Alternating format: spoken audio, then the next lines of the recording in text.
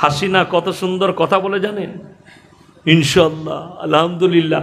বাংলাদেশের পার্লামেন্টে আপনারা জানেন গীতা পাঠ হয়? এই জানেন নাকি? বাংলাদেশের পার্লামেন্টে গীতা পাঠ হয়। আর যে হারামখোর কোরআন তেলাওয়াত করে ফেরেশতা একটাও পার্লামেন্টে থাকে না। ওই জন্যই তো শয়তানগুলো হাজির হয়েছে সব। যতগুলো এমপি আছে হাসিনা, কেউ নাচে, কেউ ড্যান্স করে, কেউ বাজারুমে, এই মালগুলো সব তার এমপি এমএলএ। আরে বাংলাদেশ দারুণ দেশ, তা না হলে কখনো হিরো আলমের মতো লোক ভোটে দাঁড়ায়? বড় কষ্টর কথা। একজন বলেছে আল্লাহ তাকে ওরকম করেছে। আল্লাহ তো তোকে পাগল করেনি। কথাটা ভালো করে বুঝবেন। আমি একটা সুস্থ মস্তিষ্কের লোক। আচ্ছা, আপনাদের গ্রামে যদি বলা হয় যে ভাই আমি ইয়াসিন একটা দল করেছি, তোমাদের গ্রাম থেকে একটা পাগলকে দাও ভোটে দাঁড় করাবো, আপনারা পাগলকে দিবেন না ভালো লোককে দিবেন? কথা বলে, ভালো লোককে, বুদ্ধিজীবীকে, জ্ঞানীকে দিবেন। পাগল কি করে ভোটে দাঁড়ায়? কে যে নামটা দিল তার হিরো আলম, ওর নাম পাগল আলম। কি বুঝলেন? ভালো করে কথা বলতে পারেন না। সে কি বলছে জানেন? ওই বলছে কি কাজে বললে? হ্যাঁ, ভালো কাজে লোহা ফুলে, লোহা ফুলে। কি বুঝলেন? তাহলে এইটা আবার কি ভাষা? তারপরে দেখলাম মাল ভুল বলছি। কি বললে? সবরেতে লোহা ফুলে, আমরা কি বলি? মোয়া ফুলে, তাই না? আর কিন্তু সে উল্টো বলছে। ওটাই মানুষ হাসছে, মিডিয়াওয়ালা, মিডিয়াগুলো সেরকম বাংলাদেশে। আমি ওই জন্য বলেছি একটা জলসায় যে কিয়ামতটা শুরু হলে বাংলাদেশ থেকে আল্লাহ শুরু করবে। সব দলের মাল ওইখানে আছে, সব রকম দলের। একজন দেখছি বলছে আমার জান আমার আজরাইল কবজ করবে না, আমার জান বাগদাদ বাবা করবে। কে কে? বড় পীর আব্দুল কাদের জিলানী রহমতুল্লাহ আলাইহি বলে উনি আমার জান কবজ করবে। যদিও আসে তোর মতো গাঁজা করে জান তো সে কবজ করবে। এর থেকে বড় বেঈমানি আর কুফরি আর কিছু হতে পারে না। আল্লাহ নিযুক্ত করেছেন একমাত্র ফেরেশতা আজরাইলকে, জান কবজের ফেরেশতা আলাদা আছে, ঠিক কিনা কথা বলেন? আল্লাহ নিযুক্ত করেছে। তার বাইরে যদি আপনি আকীদা রাখেন যে আপনার জান কোন রসুল কবজ করবে, কোন পয়গম্বর করবে, কোন ওলি করবে, সে কাফের হয়ে যাবে, তার ঈমান চলে যাবে, সে বেঈমান হয়ে যাবে। যেহেতু সরাসরি কোরআনকে অস্বীকার করা, আল্লাহকে অস্বীকার করা, আল্লাহর বাণীকে অস্বীকার করা, এই মালু বাংলাদেশে আছে, তা নয়।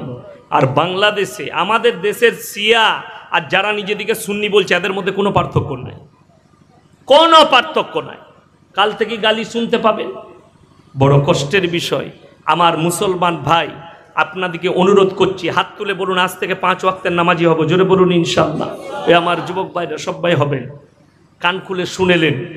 আপনাদেরকে বলে যায়, নামাজ যে ছেলেরা পাপ করো তারা শুনো, যারা পাপ করো, যারা পাপ করে তারা শুনেলেন, যাদের দ্বারা গুনাহ হয় তারা শুনেলেন। যদি বলেন এটা থেকে বাঁচবো কি করে, সর্বপ্রথম সলিউশন হচ্ছে গুনাহ থেকে বাঁচার। যুবকরা শুনেলেন, যুবতীরা শুনে নাও, ইন্নাস সালাতা তানহা আনিল ফাহশাই ওয়াল মুনকার। নিশ্চয়ই নামাজ এমন একটা ইবাদত মানুষকে খারাপ কাজ থেকে সরিয়ে ভালো কাজের দিকে নিয়ে যায়। জোরে বলুন সুবহানাল্লাহ। এটা হচ্ছে একটা বাঁচার বড় রাস্তা, বড় উপায়। দ্বিতীয় নম্বর, যুবক যুবতীদিকে বলছি, রাতের বেলায় যদি পাপ থেকে বাঁচতে চাও, তোমার মোবাইলটাকে তোমার কাছ থেকে হারাম করে দাও। মোবাইলকে হারাম করো। যদি জিনা থেকে বাঁচতে চাও, পাপ থেকে বাঁচতে চাও, চোখের জিনা থেকে বাঁচতে চাও, নিজের শরীরের যৌবন রাখতে চাও, নারী পুরুষ উভয়ে তোমরা রাতের বেলায় মোবাইলকে হারাম করে দাও। বিবাহিতরা লয়, অবিবাহিতরা। বিবাহিতর জন্য কোনো ব্যাপার নাই, স্ত্রী থাকে, স্ত্রীর সঙ্গে সময় কাটাবে। অবিবাহিতরা হাজার হাজার যুবক, কি বুঝলেন? সেদিনে একটা ছেলে ফোন করে বলছে, হুজুর বিয়ে করেছি নতুন, তো যৌবনটা ভালো করে নেই, ওষুধ কিছু আছে? আমি কি তাকে ওষুধ দেবো? যাই হোক, গাছগাছারা ওষুধ বলে দিয়েছি, খাগা আমি বললাম ভাই বহুত পাপ করেছো। বলে হুজুর করে ফেলেছি বিয়ের আগে। আমি বললাম এখন পস্তা করবি আর কি, এটাই তো ঝামেলা। ওই জন্য আমি জলসাই বলেছি যে নবী, প্রত্যেকটা নবীর সুন্নত হচ্ছে উপযুক্ত বয়সে বিবাহ করে নাও। এখন বাপদের একটা দোষ আছে, বাম্মাদের, কি বলুন তো, আমার ছেলে নিজের পায়ে দাঁড়াক তারপরে বিয়ে দেবো। এর থেকে বড় পাপের কথা আর কিছু নাই। ওই ছেলের বিয়ে দিয়ে কি করবো রে, আমার ছেলে কি খাওয়াবে? খেলানেওয়ালা জাতকে কথা বলেন আল্লাহ। তুমি 5 লাখ ইনকাম করেছো, তোমার প্লেটে আল্লাহর কসম খানা লেগে যাবে। তোমার বিবি দস্তারখানে খানা লাগিয়ে দেবে। তোমার যদি মৃত্যু লেখা থাকে তুমি 1 লুকমা খানা মুখে তুলতে পারবে না, ঠিক কিনা কথা বলেন? তাহলে তোমার বিশ্বাস কার প্রতি আছে? আল্লাহর ওপরে বিশ্বাস নিয়ে এসো। আল্লাহর ওপরে কনফিডেন্সের সঙ্গে বিশ্বাস আনো যে আমাকে মৃত্যুবরণ করতে হবে, আর রুজির মালিক একমাত্র হচ্ছেন আল্লাহ। ছেলে, আমার ছেলের যদি বিয়ে দিই, তার বিবি যদি আসে, অনেকজনের বিশ্বাস হবে কিনা জানি না। আমি যখন প্রথম আমি লখনৌ থেকে যখন কিরাত পড়ে এলাম, আমার বিয়ে হলো, 1 মাসও হয়নি, 2 মাসও হয়নি, ভালো করে আমার বিয়ে দিয়ে দিয়েছে। আমার বেতন তখন কত জানেন? বর্ধমান খাগড়াগড় মাদ্রাসায় 2500 টাকা বেতন। কত বললাম? 2500। তো আমি আব্বাকে বললাম যে 6 মাস পরে করব, 1 বছর পরে কিছু টাকা আমার হাতে আসুক। বলে বিশ্বাস রাখ, রুজির মালিক আল্লাহ, বিয়ে করো, আল্লাহ বরকত দিবে। যে আসছে তোমার ঘরে, তোমার বিবি, সে নিজের রুজি মেপে নিয়ে আসছে। বিশ্বাস করুন, আল্লাহর কাছে কাঁদি, আল্লাহ এত বড় মেহেরবান। আমি বিয়ে করেছি, আল্লাহ এত বরকত দিয়েছে, কল্পনা করতে পারবো না। আল্লাহর শুকর আদায় করে মৃত্যুকাল পর্যন্ত শেষ করতে পারবো না। বিবির বরকত, বিবি হয়েছে, বাচ্চা হলো, মনে মনে করলাম আল্লাহ একটা বাচ্চা হয়ে গেল, সংসার আরো বড়। আল্লাহ আরো বরকত দিয়েছে, আবার একটা বাচ্চা হলো, আল্লাহ আরো বরকত দিয়েছে। বরকতের শেষ নেই। আল্লাহর কসম করে বলছি, যারা আল্লাহর ওপরে বিশ্বাস রাখবে, যারা আল্লাহর ওপরে, ঈমানের ওপরে, ইয়াকিনের ওপরে বিশ্বাস রাখবে, আল্লাহর কসম তাদের রুজিতে আল্লাহ কোনোদিন কমি দিবে না। জোরে বলুন সুবহানাল্লাহ। আপনি বিশ্বাস রাখুন, আল্লাহ খাওয়ায়, আল্লাহ খাওয়াবেন, খালি মেহনত আপনাকে করতে হবে। আপনি মাঠে যাবেন, চাষ করবেন, সবজি লাগাবেন, বিসমিল্লাহ বলে লাগাবেন, আর দোয়া করবেন, আল্লাহ আমার মালে বরকত দাও, আমার মালে বরকত দাও, আমার বিবি বাল বাচ্চার জন্য, আর মৃত্যুকাল পর্যন্ত। আমাদের দেশের অনেক ছেলেরা দোয়া করে, আল্লাহ বড় লোক করে দাও, আল্লাহ গাদা টাকা দাও। এই দোয়া কারা করে জানেন? মূর্খদের দোয়া এটা। বর্ধমানে বিগ বাজারে একটা ছেলের সঙ্গে দেখা হলো। ছেলেটা বলছে সালাম আলাইকুম। ওয়ালাইকুম সালাম। বলছে আপনার সঙ্গে কথা ছিল। আমি একটা দোকানে বসে চা খাচ্ছি। বলো। বলছে না, আমি আগে নামাজ পড়তাম 5 ওয়াক্ত, এখন ছেড়ে দিয়েছি। আমরা ছাড়লে কেন বা? অনেক দোয়া করছি, দোয়া কাজে লাগলো না, ওই জন্য আল্লাহর উপরে ভরসা উঠে গেল। শালা কত বড় মুমিন বুঝেলেন, বুদ্ধিজীবী। আলহামদুলিল্লাহ। ওই জন্য আমি নামাজ পড়া ছেড়ে দিয়েছি। আমি তাকে বললাম তুমি কি দোয়া করতে? বলছে আমি নামাজের পরে দোয়া করতাম, আল্লাহ আমার কারোবারে বরকত দাও, আর বেশি বেশি করে টাকা দাও। এই দোয়া করতাম। আমি বললাম ফেরাউন কোনোদিন দোয়া করেছে? বলে করেনি। আমরা ফেরাউন বড় লোক ছিল না, গরিব? বাদশা করেছে। আমি তাকে বললাম আল্লাহ দুজনকে মাল দেয়, একজনকে আল্লাহ ভালোবেসে দেন, আর একজনকে আল্লাহ রেগে মাল দেন। যাকে রেগে মাল দেয়, কোরআনে আছে ওয়াইলুল লিকুল্লি হুমাযাতিল লুমাযা আল্লাযী জামা মালান ওয়া আদ্দাদা। যারা মাল জমা করে, বারবার গুণয়ন করে, আর গুনে গুনে রাখে, ইয়াসাবু আন্না মালাহু আখলাদা। আর যে মালদাররা ভাবে আমার কাছে যে মাল আছে আর কোনোদিন আমার কাছ থেকে যাবে না, শেষ হবে না, কাল্লা লা ইউমবাযান্না ফিল হুতামা। আমার আল্লাহ বললেন হে আমার নবী, আমি তাদেরকে হুতামাতে নিক্ষেপ করব। আমার নবী বিশ্ব নবী বললেন ওয়ামা আদরাকা মাল হুতামা। ওগো আল্লাহ, হুতামা কি জিনিস? আল্লাহ উত্তর দিলেন নারুল্লাহিল মুকাদা। সেটি হচ্ছে আমার একটি প্রজ্বলিত আগুন। আল্লাতী তাত্তালিউ আলাল আফইদা, এমন আগুন যার মধ্যে কোনো পদার্থকে নিক্ষেপ করলে সঙ্গে সঙ্গে তাকে চূর্ণ বিচূর্ণ করে দেয়। এক একটা থাম্বাই একজন করে বন্ধন করা হবে, রক্ত চর্বি গলে গলে পড়বে, কিন্তু মৃত্যুবরণ করবে না। এটা হচ্ছে কোরআন। আপনি মালের প্রতি মহব্বত, সেই যুবককে বললাম তুমি দোয়া করছো, আল্লাহ আমি 3 দিন নামাজ পড়ে দেখব, যদি ভালো মাল হয়, ভালো বিক্রি হয়, ভালো বরকত হয়, তাই আবার নামাজ পড়বো, নাইলে আর পড়বো না। আল্লাহ কি বলবে? তুই মাল কদিন আসিস দেখি, তারপরে দেবো, নাহলে দেবো না। তা তো ব্যবসা এমনি উঠে গেল। তুমি আল্লাহকে দেখবে আর আমার আল্লাহ তোমাকে দেখবে না। তুমি হচ্ছে বান্দা, তিনি হচ্ছেন মালিক। আর আমার নবী দোয়া করেছেন আর সাহাবীদিকে দোয়া শিখিয়েছেন, ওরে আমার সাহাবীরা তোমরা আল্লাহকে, আল্লাহর কাছে দোয়া করবে, ওগো আল্লাহ তুমি আমাদিকে ঈমানের সঙ্গে মৃত্যু দান করো, আর মৃত্যুকাল পর্যন্ত হালাল রুজি দান করো। সবাই দোয়া করব, বলুন ইনশাআল্লাহ। আল্লাহ ইজ্জতের রুজি দাও, হালাল রুজি দাও, হালালের উপরে প্রতিষ্ঠিত রাখো। এই দোয়া মৃত্যুকাল পর্যন্ত করুন। দৌলতের লয়, ডাল আলু খাবেন, সুখে থাকবেন। যারা মনে করেন টাউনশিপে বাস করে, ভালো মন্দ খায়, ভালো থাকে, তাদের থেকে সুখী আপনি। যাদের মনে হচ্ছে আমাদের দোয়া কবুল হয় না, চাষিবাসী লোক, আপনি নামাজ পড়ছেন, দোয়া করছেন, দোয়া কবুল হচ্ছে না, তাদেরকে অনুরোধ করে বলছি আপনারা এই চিন্তা করবেন না। বুখারী শরীফের রওয়ায়েতে আছে, যারা আল্লাহর কাছে দোয়া করে আল্লাহ হয় সঙ্গে সঙ্গে, নবীজি বললেন, কবুল করে নেয়। তা না হয় কিছুদিন পরে কবুল করবেন, তা না হয় এক একটা দোয়ার বদলা আল্লাহ নিজের বান্দার কিয়ামতের দিনে ফেরত দেবেন। জোরে বলুন সুবহানাল্লাহ। শুধু তাই নয়, যারা চাষিবাসী আছে, যারা খেটে খান, সকালবেলায় রিস্কা চালান, লোকের জমিতে কাজ করেন, লোকের বাড়িতে কাজ করেন, আর মুমিন আপনি শুনে লিখে দেন। বুখারী শরীফের রওয়ায়েতে আছে, একজন গরিব মানুষ মুমিন, একজন ইমানদার, একজন বড় লোক মুমিনের থেকে 500 বছর আগে জান্নাতে প্রবেশ করবে। জোরে বলুন সুবহানাল্লাহ। 500 বছর আগে। আর কিয়ামতের একটা দিন দুনিয়ার 50,000 বৎসরের সমতুল্য হবে। কেন জানি? কোরআনে আছে, হে আমার নবী বলো, ওয়া আথারাল হায়াতাদ দুনিয়া ফাইনাল জাহিমা হিয়াল মাওয়া। হে আমার বিশ্ব নবী, পৃথিবীর মানুষকে বলো, যারা দুনিয়ার প্রতি মহব্বত করে, দুনিয়ার মালের প্রতি মহব্বত, এই দুনিয়ার পরে আর কোনো জায়গা নাই, এই দুনিয়াটাই আমাদের সবকিছু। হে আমার বিশ্ব নবী, তাদেরকে বলে দাও আমি আল্লাহ রাব্বুল আলামিন তাদেরকে জাহান্নামে নিক্ষেপ করব। ওয়া আতারাল হায়াতাদ দুনিয়া ফাইনাল জাহিমা হিয়াল মাওয়া, তাদেরকে জাহান্নামে নিক্ষেপ করা হবে।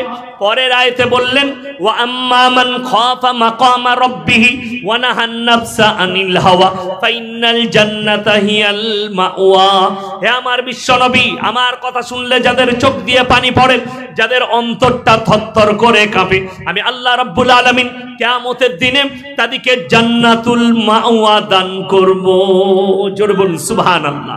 তাদেরকে জান্নাতুল মাওয়া দান করা হবে। ওয়া আম্মা মান খাফা মাকামা রাব্বিহি ওয়া নাহান নাফসা আনিল হাওয়া ফাইনাল জান্নাতা হিয়াল মাওয়া। এরপর আমার নবী বিশ্ব নবীকে বলা হলো, ইয়াসআলু আইয়ানা মুরসাহা, হে নবী কিয়ামতটা কবে হবে আপনি বলুন, কিয়ামতের দিনটা কবে হবে। ফিমা আনতা মিন যিকরাহা ইলা রাব্বিকা মুনতাহা। হে আমার বিশ্ব নবী, এই সম্পর্কে তোমার জ্ঞান নেই, এটা একমাত্র তোমার রবের জ্ঞান আছে। জোরে বলুন সুবহানাল্লাহ। এই সম্পর্কে একমাত্র আমি আল্লাহ রাব্বুল আলামিন জানি। আমার নবী বিশ্ব নবীকে বলা হলো, কান্নাহুম ইয়াউমা ইয়ারাউনাহা লাম ইয়ালবাসু ইল্লা আশিয়াতান আও দুহাহা। হে আমার বিশ্ব নবী, পৃথিবীর মানুষকে বলো, সেই দিনে, যেদিনে মানুষ আমার কাছে হাজির হবে, সেদিনে মানুষ বলবে, আমরা তো কিয়ামতের পরিপ্রেক্ষিতে দুনিয়াতে একটা সকাল এবং একটা সন্ধ্যা অতিক্রম করেছি। এক সকাল আর এক সন্ধ্যা খালি ছিলাম এই কিয়ামতের পরিপ্রেক্ষিতে দুনিয়ায়। 70 বছর 80 বছরের জিন্দেগি আপনার মনে হবে আমি কয়েক ঘন্টা দুনিয়াতে কাটিয়েছি, তার বেশি সময় নয়। ওই জন্য আমার মুসলমান ভাই, মালের প্রতি মহব্বত করবেন না। ওই জন্যে আমি আপনাদেরকে অনুরোধ করব যে সবাই নিয়ত করেলেন আমরা আল্লাহকে ভয় করব এবং আল্লাহর প্রতি সবাই।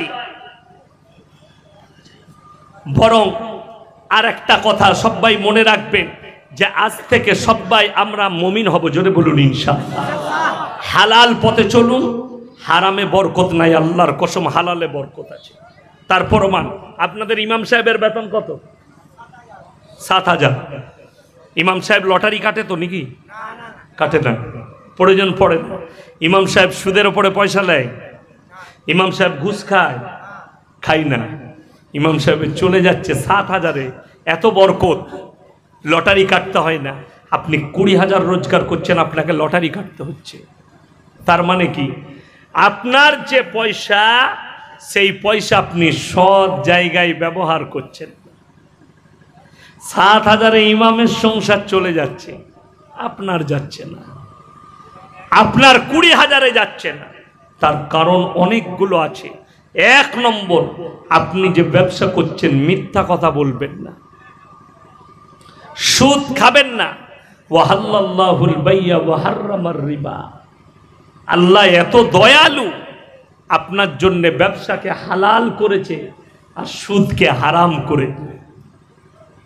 আপনি আলু নিয়ে এলেন কামারপুকুর থেকে, মেদিনীপুর থেকে 50 বস্তা, বস্তায় আপনি 100 টাকা করে লাভ করুন, 5,000 টাকা লাভ হলো।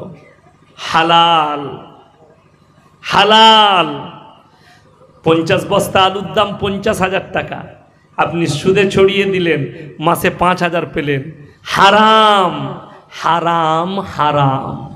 দুটোই পার্থক্য কত বুঝতে পারলেন? কত পার্থক্য? একটা হালাল, একটা হারাম, দুটোতেই কিন্তু সমান লাভ। আপনি 5,000 টাকা সুদের ওপরে নিচ্ছেন, হারাম। 5,000 টাকা ব্যবসা করে লাভ করছেন 50 বস্তা আলুতে, একটু মেহনত পরিশ্রম করে আল্লাহ হালাল করে দিয়েছে আপনার জন্য। ওই জন্যই তো আলেম থেকে বিচ্ছিন্ন হবেন না, উলামা থেকে বিচ্ছিন্ন হবেন না। আমার হাজারো ইনভাইট আছে বাংলাদেশে, আমার নামে অ্যারেস্ট ওয়ারেন্ট আছে, আমি নাম করব না। বাংলাদেশের একজন ফোন করেছিল আমাকে, আমার ভক্ত, বললো হুজুর আপনার বায়ান একটা খালি শেয়ার করেছে, আমার বায়ানটা নিয়ে শেয়ার করেছে। শেয়ার করা জানেন তো, যুবকরা জানে। আমার বায়ানটাকে কপি করে সে খালি নিজের মোবাইলে ছেড়েছে। বলছে 3 ঘন্টার মধ্যে তার কাছে ফোন, এই হুজুরের বায়ান ডিলিট করো, না হলে তোমাকে অ্যারেস্ট করা হবে। বলছে আমার বাড়িতে পুলিশ, আমি পালিয়ে গেছি, আমার বাড়ির ফ্যামিলিকে ধমকি দিয়ে গেছে, এই হুজুরের বায়ান শেয়ার করা যাবে না। তার মানে এইটা বুঝতে পারলাম, বেটা হাসিনার চামচা পুলিশগুলো ভয় আমাকে খাচ্ছ তোমরা। আমি এই ভারত থেকে তোদের গদি পাল্টাবো ইনশাল্লাহ, আল্লাহ যদি রাজি থাকে। ভারত থেকে তোমাদের গদি যাবে। আর প্রত্যেকটা মুসলমান ভাইকে বলবো, আপনারা দোয়া করবেন, নামাজি যারা আছেন ফজরের নামাজে, 5 ওয়াক্তের নামাজে বাংলাদেশের জালিম সরকারের হাত থেকে মজলুম মুসলিম দিকে আল্লাহ হেফাজত করুক, বলুন আমিন। তাদেরকে আল্লাহ হেফাজত করুক, উলামায়ে দ্বীন দিকে, আর হকের দিন প্রতিষ্ঠিত হোক, জোরে বলুন ইনশাআল্লাহ। ভারত সরকারকে আমি আপনার অনুরোধ করব, আপনার সব আজও পর্যন্ত আল্লাহর কসম খেয়ে বলছি, আমি আল্লাহর কসম করে বলছি, যদি আপনারা চাকরি নয় বর্ডারে পাঠান, পাকিস্তানের উপরে গুলি চালাতে আমরা উলামারা রাজি আছি, দেশকে বাঁচানোর জন্য রাজি আছি। কিন্তু যদি কোরআনের উপরে হস্তক্ষেপ করতে চাও, জীবন দিতে রাজি আছি। আমার রসুলের বিরুদ্ধে আর কোরআনের বিরুদ্ধে কথা মেনে নিতে পারবো না, জোরে বলুন ইনশাআল্লাহ। এটা আমাদের পক্ষে সম্ভব নয়, আমাদের পক্ষে মেনে নেওয়া কখনো প্রযোজ্য হবে না। আমরা আল্লাহর কাছে কি জব্দ, কোন মৌলবি মেলে নেয় আমি জানি না, আমি মানতে পারবো না। বড় কষ্ট লাগে, আমাদিকে সমাজের লোক দায়ী করেছে। কলকাতায় কোন পার্টির মিটিং ছিল, সেখানে আজান দেওয়া হয়েছে, আজানের সঙ্গে মিউজিক, গান বাজনা। কে দিয়েছে জানি না, তাকে আমি চিনি না। দেখেছি, হ্যাঁ হচ্ছে, বাস এতটুকু। আমাদিকে মৌলবিদিকে দায়ী করেছে। ইমামরা ২৫০০ টাকায় বিক্রি হয়েছে, এই মৌলবিরা বিক্রি হয়ে গেছে।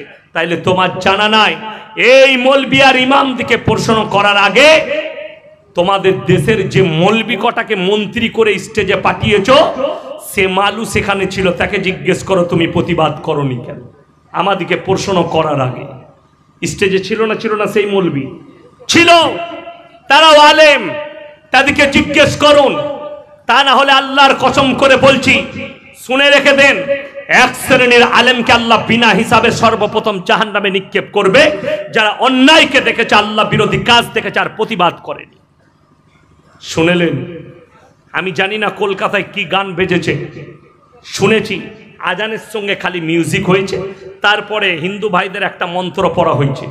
চরম অন্যায় হয়েছে। এই অন্যায়টা আপনার চোখে ঠেকলো, এর থেকে বড় অন্যায় মুসলমানরা করছে। যদি বলেন প্রমাণ দেন, এই আমার মেদিনীপুরের ভেদুয়ার ভাইয়েরা, তোমরা ভালো করে শোনো, তোমার মেদিনীপুর টাউনে যাও, খড়গপুরে যাও, আর এই কোটকাখোর মৌলবিদিকে জিজ্ঞেস করো, যারা মুহররমের দিনে কলমা লেখা টানা, আল্লাহর রসুলের নামাজের নাম করে যারা হিন্দি গান চাপিয়ে ড্যান্স করে, লাঠি খেলা বাজনা বাজিয়ে, মদ খেয়ে যারা লাঠি খেলছে বাজনা বাজাচ্ছে হিন্দি গান চাপিয়ে, এটা কি করে জায়েজ হলো? এর প্রতিবাদ কোন মৌলবি করেছে আমি জানতে চাই, কোন মুসলমান করেছে? করেনি।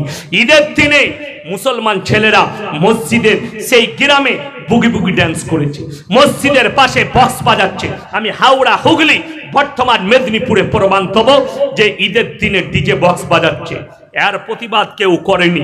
সামান্য একটা গানের সঙ্গে মিউজিক বেটে উঠেছে। আপনারা বলুন, গান বাজনা হারাম না হালাল? হারাম। যদি হারাম হয়, আমি গুটকাখোর মৌলবিদিকে বলবো, ওই বাংলাদেশের গুটকাখোর সুন্নি মৌলবিদিকে বলবো, আগে কাওয়ালিটাকে হারাম বল। কাওয়ালি কেন হারাম বলতে পারিস না? কাওয়ালিতে বাজনা আছে না নাই? কাওয়ালিতে মিউজিক আছে না নাই? কাওয়ালিতে কুফরি কালাম আছে না নাই? কুফরি কালাম আছে, আগে ওটাকে হারাম বলো।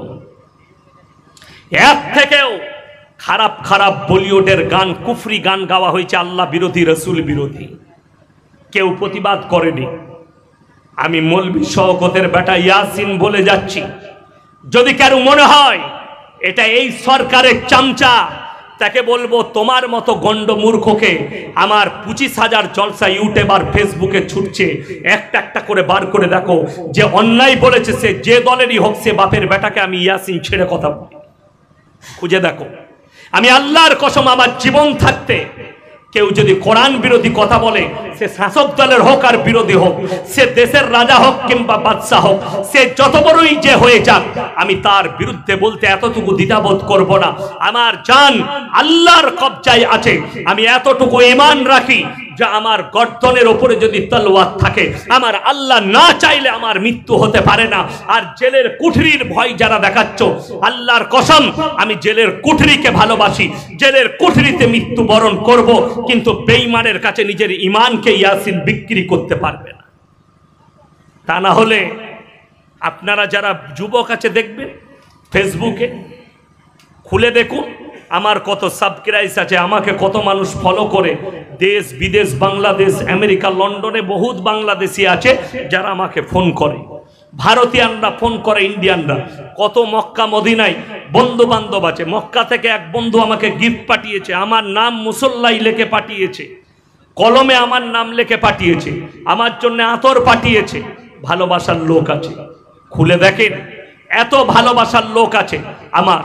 কিন্তু বিশ্বাস করুন, আমি যদি চাই এখনই ভোটে দাঁড়াতে পারি, কিন্তু আমি ঘৃণা করি রাজনীতিকে। এই জন্যেই রাজনীতি, যদি ভারতের রাজনীতি কেউ কি করতে হয়, বাংলাদেশের রাজনীতি করতে হয়, তাকে মিথ্যা কথা বলতে হবে, জিনা করতে হবে, চুরি করতে হবে, বোম চালাতে হবে, গুলি চালাতে হবে, কেস খেতে হবে, আমাদের মতো মৌলবীকে ধর্ষণের কেস পর্যন্ত দেওয়া হবে। ওই জন্যে ঘৃণা করি। ওই জন্যে আমি একজন মৌলবীকে দেখলাম, তিনি ভাষণ দিচ্ছেন, পীরের ছেলেরা কেন রাজনীতি করবে? তোমরা তো পীরের ছেলে, তোমরা জলসা করবে, টাকা নিবে। তুমি মাল হুজুর কি? তুমি তো লোককে বলো যে আমি অমুকের খলিফা, তুমিও তো লোকের কাছে বলো আমি অমুক পীরের বেটা, অমুক খলিফার বেটা। তুমি কি করে মৌলবি রাজনীতি করবে? পীরের বেটা যদি রাজনীতি না করতে পারে, তুমি মৌলবি গরু কি করে তুমি রাজনীতি করবে? সাবধানে কথা বলবে, থোপটা তোমার ওপরে পড়বে। রাজনীতি বলতে পারেন, আলেমদের জন্য শোভা পাই না, আমি এটা বিশ্বাস রাখি। আমাদের মুসলমানদের কাছে আমরা জানি, আমি এটা বিশ্বাস রাখি, আপনাদের কাছে মসজিদের জন্য টাকা চাইলে পাবো, মাদ্রাসার জন্য টাকা চাইলে পাবো, কিন্তু যদি একটা মৌলবি দাঁড়িয়ে ভোট চাই, কেউ ভোট দিবে না। এটা চ্যালেঞ্জ দিলাম আমি। আমার এতগুলো ভালোবাসার লোক বসেছেন, তো কালকে যদি ভেদুয়ায় আমি দাঁড়াই ভোটেতে, একটা লোকও আর আমাকে ভোট দিবে না। তার কারণ বলবো, সবাই জানে ইয়াসিন সাহেবের মতো লোক কি করে রাজনীতিতে দাঁড়ালেবে। কেন এরা সবাই জানে, আপনারা সবাই জানেন রাজনীতি ভালো জিনিস নয়, ঠিক কিনা কথা বলে? সবাই জানেন খারাপ, বাস্তব ঠিকই বলেছেন। ওই জন্য আমাদের মতো মৌলবীর দাঁড়ানো যাবে না। আমার জীবনটা যেন আপনাদের খিদমতে কেটে যায়, জোরে বলুন আমি। আমার জীবন যেন হকের ওপরে কেটে যায়, এটাই আমি দোয়া করি। সেদিনে মুর্শিদাবাদের একজন, কোথায় বাড়ি বললো, সাগরদিঘি না ভগবানগোলা কোথায় কি জানি, হ্যাঁ, তার নাম বলল মুফতি আবুল কালাম আজাদ। কি বললেন, সার্কেসের মতো টুপি পরে আছে, এরকম 5 তাল্লা টুপি। আমাকে বলছে, আপনি বলেছে কোন জলসায় যে নবীর নাম শুনলে চোখে চুমু খাওয়া যাবে না। আমি, তুই গালে খা, কে মানা করেছে বে? তুই গালে খা, পাচাই খা, যেখানে পারবি খা, তোকে তো নিষেধ করেনি, কিন্তু হাদিসে নাই, এটা কোরআন হাদিসে নাই, এটা তোর বাপের তৈরি হাদিস, এটা তোর বাপের তৈরি মৌলবি, ও সার্কেসওয়ালা মৌলবি। বড় কষ্ট লাগে, শুনিয়ে দেবো, থোপ ফেলাবে, থোপটা আমাদের ওপরই পড়বে। তারা নিজেদিকে সুন্নি মৌলবি বলছে আমাদের দেশে, তাদের মুখের ভাষা যদি শুনিয়ে দিই, তাদের সমাজের লোক তাদের কাছ থেকে কি পায় আল্লাহ ছাড়া কেউ জানে না। মা বোন তুলে গালি দিয়েছে আমাকে, নিজেকে মুফতি বলছে, মা বোন তুলে আমার মাকে আমার বোনকে গালি দিয়েছে। আজকে সকালে মালদার কালিয়াচক থেকে একটা ইমাম, তার ফটো পর্যন্ত আমার কাছে আছে, 5.5 তাল্লা টুপি পরে আছে। কি বুঝলেন? একটা টুপিতে শয়তান, একটা টুপিতে ইবলিস, একটা টুপিতে মরদুদ, আর একটা টুপিতে ভণ্ডামি। 5 তাল্লা 5.5 তাল্লা টুপি, অনর্গল মা বোন তুলে হোয়াটসঅ্যাপে গালি দিয়েছে আমাকে। আর আমি কি বলেছি জানেন? আল্লাহ তোমাকে হিদায়াত দেখ, আল্লাহ তোমাকে ভালো রাখুক, তুমি ভালো মায়ের ছেলে, ওলিদের লোক, আল্লাহ তোমাদেরকে ভালো রাখুক। আমার ওই জন্য কষ্ট নাই, যারা গালি দেয় তাদের লেগে আমি দোয়া করি। আরে তাদের লেগে তো দূরের কথা, আমি তো নিজে মোদিজির জন্য দোয়া করি, আল্লাহ তার তকদিরে হিদায়াত লেখা থাকলে হিদায়াত দাও, জোরে বলুন আমি। প্রত্যেকটা অমুসলিম ভাইয়ের জন্য আমি দোয়া করি, আল্লাহ তার তকদিরে হিদায়াত লেখা থাকলে তুমি হিদায়াত দাও। বিশ্বাস করুন, আজকে মুসলমানের দ্বারা ইসলাম প্রচার হচ্ছে না কেন? আমি আপনাদেরকে একটা সত্য ঘটনা বলে যাই। পশ্চিম বাংলার একজন নামি দামি মানুষ, তিনি হচ্ছেন দাদা হুজুর পীর কেবলা রহমতুল্লাহ আলাইহি। এটা বিশ্বাস করেন না করেন না? সবাই মানেন তো? জোরে বলুন ইনশাআল্লাহ মানি। দামি লোক, তিনার মেহনত যেটা ছিল কমকে কমে মিল্লাতের জন্য কাজ করা। আমাদের আকাবিরদের যেটা মেহনত ছিল যে মুসলমান যেন মুসলমান হয়ে মৃত্যুবরণ করে, মমিন হয়ে মৃত্যুবরণ করে। আর এখন আমাদের মতো গুটকাখোর মৌলবীদের নিয়ত হচ্ছে চেয়ারটা যেন আমি যা হোক করে পেয়ে যাই, ইয়াসিনকে যেন আমাকে চেয়ারটা দিয়ে দেয়, আমি ইয়াসিন যেন এমএলএ হতে পারি, আমি ইয়াসিন যেন মন্ত্রী হতে পারি, আমার পাশে যেন বডিগার্ড থাকে। কবরে কে থাকবে বে? তো এটা চিন্তা কর। আচ্ছা আপনারা বলুন, বডিগার্ড নেন, এমএলএ হন, এমপি হন, নিষেধ নেই ইসলামে। যারা আছেন যুবক দিকে, মুসলমান ছেলে দিকে বলছি, রাজনীতি করবেন, সকলে জোরে বলুন ইনশাআল্লাহ। নেতা হন, মন্ত্রী হন, এমএলএ হন, আমার জলসায় আছে, হন, কাজ করুন সমাজের জন্য। আল্লাহকে কেউ ভুলবো না, জোরে বলুন ইনশাআল্লাহ। আল্লাহকে ভুলা যাবেন, পানিতে আল্লাহকে ভুলবেন না। আপনি অবশ্যই, আপনারা তো আমাদের, আপনারা যদি রাজনীতি না করেন আমাদের হয়ে কথাকে বলবেন, অবশ্যই করবেন। খালি আলেমদের সংস্পর্শে থাকবো, জোরে বলুন ইনশাআল্লাহ। বিসমিল্লাহ। তবে একটা দোয়া আমি আপনাদের জন্য আপনাদের কাছে চাইব। ভারতে মুসলমানদের উপরে একতরফা অত্যাচার হয়েছে, একতরফা। হরিয়ানার নুহুতে আজকে দেখলাম বিট্টু বজরঙ্গীকে অ্যারেস্ট করেছে। আমি পুলিশকে সাধুবাদ জানাবো, হরিয়ানার এসপিকে সাধুবাদ দেবো। এরকম কুলাঙ্গারকে অ্যারেস্ট করেছে, বিট্টু বজরঙ্গী তার নাম, যে দাঙ্গা ফেলিয়েছিল, উস্কিয়েছিল। দাঙ্গা মুসলিম করুক আর হিন্দু করুক, তাদের সাজা হতে হবে। কিন্তু কষ্ট লেগেছে এক জায়গায়, অনর্গল এক ধার থেকে মুসলমানদের ঘর আর দোকান ভাঙা হয়েছে নুহুতে, হরিয়ানার নুহুতে। আজকে কষ্ট ওই জায়গায় লাগে। আমাদের দেশের সব হিন্দু ভাইকে দায়ী করবেন না। আমাদের বাংলায় হিন্দু মুসলিম আমরা মিল মহব্বতের সঙ্গে থাকি, থাকি না থাকি না, কথা বলেন। আপনাদের প্রতিবেশীতে হিন্দু আছে, হিন্দু মুসলিম এক বিন্দে দুইটি কুসুম, হিন্দু মুসলমান, ঠিক কিনা? পড়েছেন না পড়েননি? আমরা পড়েছি, কত সুন্দর ছড়া। আমরা স্কুলে গেছি, পড়েছি। আমাদের ছোট গায়ে ছোট ছোট ঘর, থাকি সেটা সবে মেলে নাহি কেউ পর, পাড়ার সকল ছেলে মোরা ভাই ভাই, একসাথে খেলি আর পাঠশালায় যাই। আমরা একসঙ্গে দাস বলুন, দলিত বলুন, আদিবাসী বলুন, হিন্দু বলুন, শিখ বলুন, ইসাই বলুন, আমরা এক কনভেন্টে একসঙ্গে খেলতে খেলতে স্কুলে গেছি, একসঙ্গে পড়াশোনা করেছি, এক পাড়াতে বসবাস করেছি, এক মাঠেতে খেলা করেছি। কে এলো আপনার আর আমার মধ্যে চিড় ঢুকিয়ে দিল? কেউ আছে যে আপনার আমার মজা নিতে চাইছে? কষ্টের কথা তো এটাই, আমাদের দেশের কিছু গন্ডমূর্খ, কিছু অন্ধভক্ত, তারা বলছে হিন্দুস্তান মে হিন্দু খতরে মে। একটা মেয়ে বলছে हर रोज बाबर ने 10 लाख हिंदुओं को काटा। কিন্তু যখন বাবর ছিল তখন পুরো হিন্দুস্তানের আবাদি ছিল 11 কোটি। কত বললাম? 11 কোটি।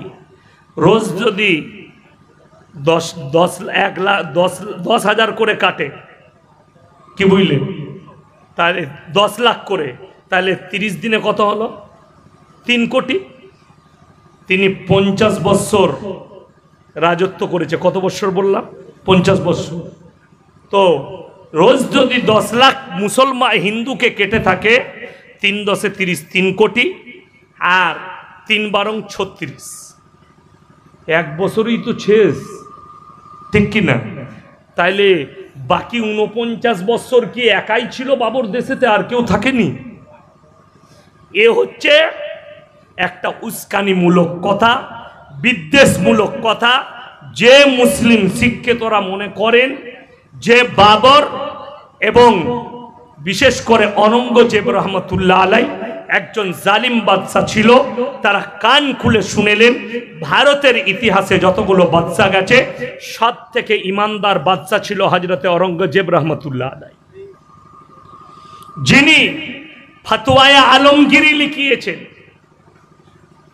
বড় বড় মুফতিদিকে এক কাছে করে তিনি ছিলেন হযরতে অরঙ্গজেব রহমতুল্লাহ আলাই। নিজের এর জীবনীটা পড়লে আমাদের দেশের নেতাদের কাজে আসবে, আমাদের দেশের সমাজের মুসলমানদের কাজে আসবে। আমাদের মধ্যে আমাদের দ্বারা ইসলামের প্রচার এই জন্য হয় না। কেন হয় না? আমরা কেউ নবীজি সাল্লাল্লাহু আলাইহি সাল্লামের আখলাক আনতে পারিনি। সেই আখলাকটা কি? নরম আখলাক। ফুরফুরাতে বোমাবাজি হয়েছে, এই বিষয়ে আপনার মতামত কি? আরো চালাও, মজাই লাগছে তো টিভিতে দেখে। মজা লাগেনি? আমি মজা পাচ্ছি। কেন মজা পাচ্ছি? মুসলমান মুসলমানকে মারছে। ভালো করে কথাটা বুঝবেন, ঠিক কিনা কথা বলে? মুসলমান মুসলমানকে মারছে। বুখারী শরীফের হাদিসে আছে, এক মুমিন আর এক মুমিনের ভাই ভাই। জোরে বলুন সুবহানাল্লাহ। তাহলে আপনার দ্বারা যদি কেউ আক্রান্ত হয়, আপনি মুমিন হতে পারবেন না। আপনি বিচার করেন, আমি আপনার উপরে ছেড়ে দিলাম, আপনি বিচার করবেন কে মুমিন কে ইমানদার কে বেঈমান। আপনি বিচার করুন, আমি আপনার উপরে ছেড়ে দিলাম। বড় কষ্টের বিষয়, এটাই তো আমাদের সমাজে নেই।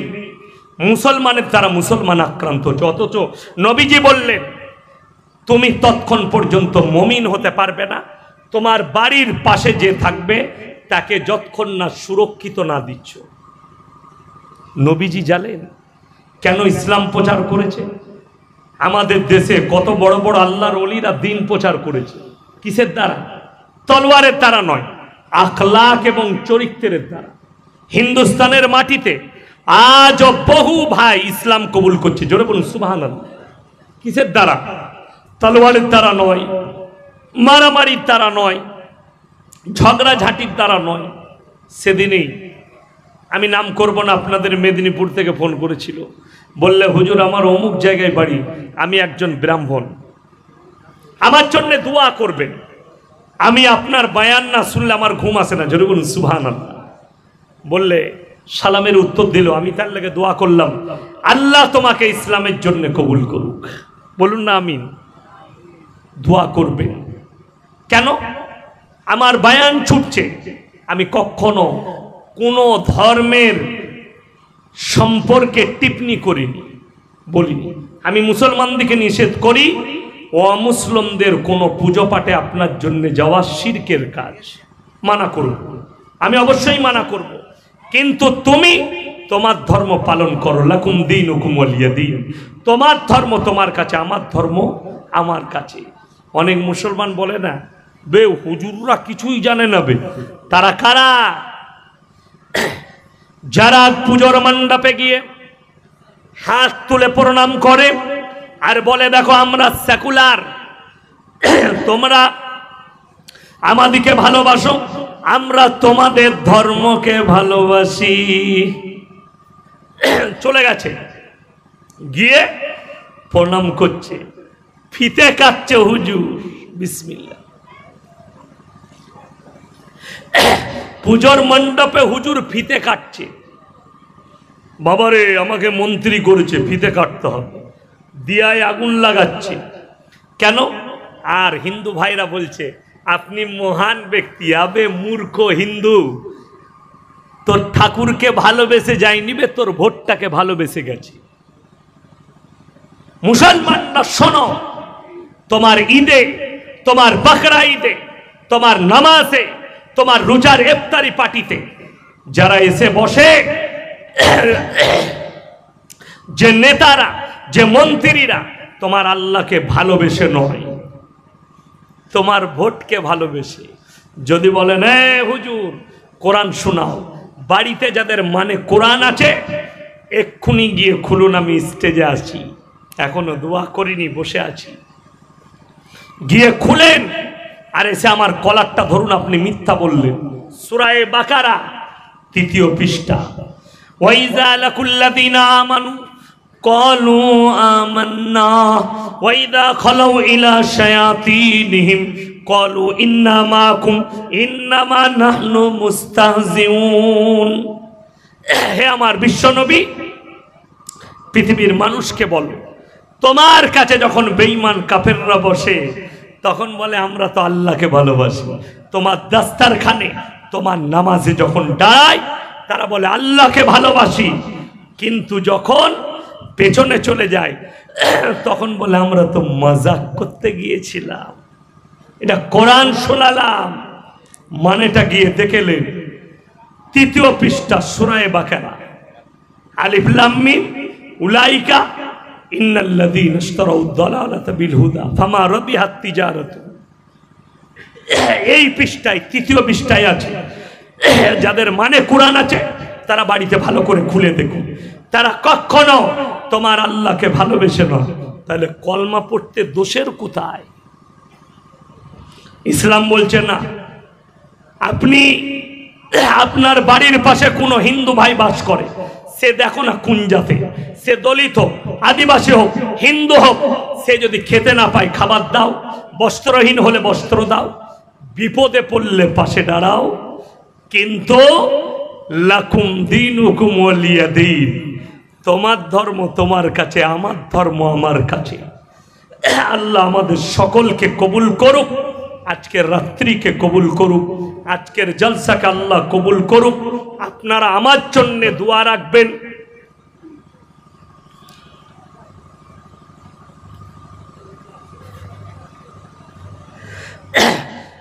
আল্লামা দেলোয়ার হোসেন সাঈদীর মৃত্যুতে সারা বাংলাদেশে ভূমিকম্প হয়েছিল। দেখুন, এই বিষয়ে আমি জানি না, আমাদের দেশে কিছুই হয়নি, বাংলাদেশের উলামারা মতামত দেবে, এটা আমার জানাও নেই। সেখানে কি হয়েছিল সেটা বাংলাদেশের আলেমরা বলবে, কিন্তু শুনেলে সবাই উনার জন্য দোয়া করব, আল্লাহ উনাকে জান্নাতুল ফিরদাউস দান করুক, বলুন আমিন।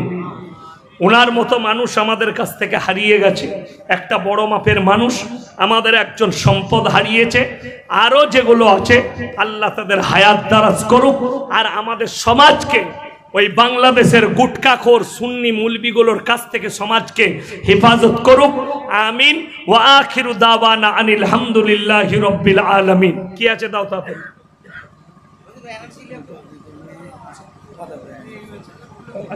ঠিক আছে। দেলোয়ার হোসেন সাঈদীর কবরে 144 ধারা করেছে, ওইটা করে লাভ হবে না। হাসিনা যদি মনে করে দোয়া পৌঁছাবে না তোমার বাপের দোয়া, আমি এইখান থেকে দোয়া করবো, ঠিক কিনা কথা বলে? এ দোয়া ঘর থেকে করা যায় না, যায় না। দোয়া মক্কা থেকে করা যায় না, যায় না। গোটা পৃথিবীর লোক দোয়া করছে, আর ওখানে 44 ধারা তোর বেঈমান পুলিশগুলোকে লাগিয়ে কি করবি? এটা কি ইসলামে টিভি? এটা কি লেগেছে? ইটিভি